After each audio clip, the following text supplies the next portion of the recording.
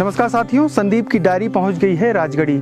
राजगढ़ी जो है वो यमुनोत्री नेशनल हाईवे पे जो बड़कोट है उससे आगे जाकर करीब 10-12 किलोमीटर की दूरी पर स्थित है। ये जो जगह है राजा का ये महल था। यहाँ पर जब वो इस इलाके में आते थे यानी रवाई क्षेत्र में जब भी वो न्याय करने के लिए आते थे तो इसी जगह पर न्याय करते थे, यहाँ पर रुकते थे। लेकिन बहुत ज़्यादा पुराना भी ये महल नहीं है, लेकिन इसकी स्थिति पूरी तरीके से खंडहर में बदल चुकी है। तो दिखाते हैं इस महल की जो बची हुई तस्वीरें हैं। अच्छा, ये गांव कौन सा होगा? ये गाना भी गाती हैं? नहीं।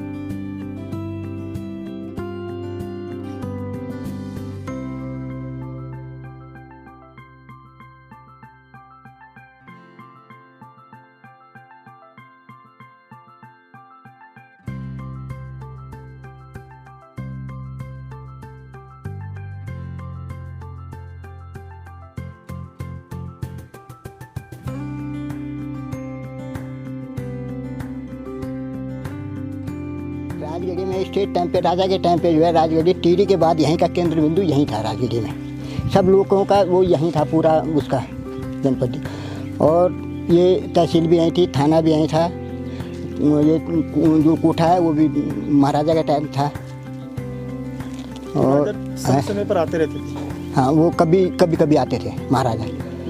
और कर्मचारी वर्ग रहते थे लोग। पोस्ट ऑफिस भी यहाँ था, कोऑपरेटिव बैंक भी थी, यानी बहुत सी चीज़ें थी महाराजा के टाइम पे यहाँ।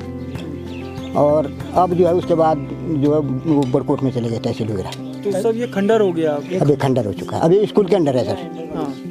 इंटर कॉलेज के अंडर है। पूरे डिस्ट्रिक्ट से पुराना है। हाँ। अच्छा, यहाँ से ये जो मकान बना है जो महल बना है वो किस शैली में है? ये जो राजा का जो कोठा है ये तो पहले का है सर, इसको तो हमको भी मालूम नहीं है। ये पहले का बना हुआ है। मतलब टिहरी के बाद यही सब कुछ? ये सब कुछ यहीं था। ये बाद में उत्तरकाशी में जो है इसके बाद गया, बड़कोट में गया जो उसके बाद गया। 60-65 बनी थी, 65-60। अच्छा, आपको दुख होता है पूरा खंडर हो गया? हाँ, नहीं खराब लगता है सर। अच्छा, दुख तो होता ही है। अब ये वैसा महाराजा का भी है, ये नाम है उनका, खाली नाम है उनका, नाम कर भी नहीं सकते कोई कुछ, खाली नाम है। बाद बाकी ये तो रेवन्यू में है। रेवन्यू विलेज है। रेवन्यू विलेज में राजगढ़ी जो है उत्तरकाशी का एक ऐसा क्षेत्र था, एक ऐसा गढ़ था जो सीधे राजा के अधीन आता था। और जब राजा इस पूरे रवाई क्षेत्र में यानी जो पूरी यमुना वैली है उसके न्याय के लिए या देखरेख के लिए आते थे तो इसी जगह पर वो रुकते थे। ये पूरा जो भवन है पुराना, इसमें ये देवदार की लकड़ियों का प्रयोग किया गया है।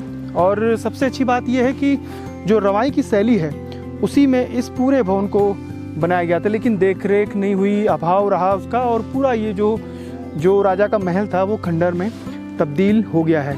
इस जगह से इस पूरे इलाके पर नज़र रखी जाती थी, लगान वसूला जाता था। और ये जो रवाई की स्थापत्य कला थी भवन निर्माण की, उसका जीता जागता उदाहरण था।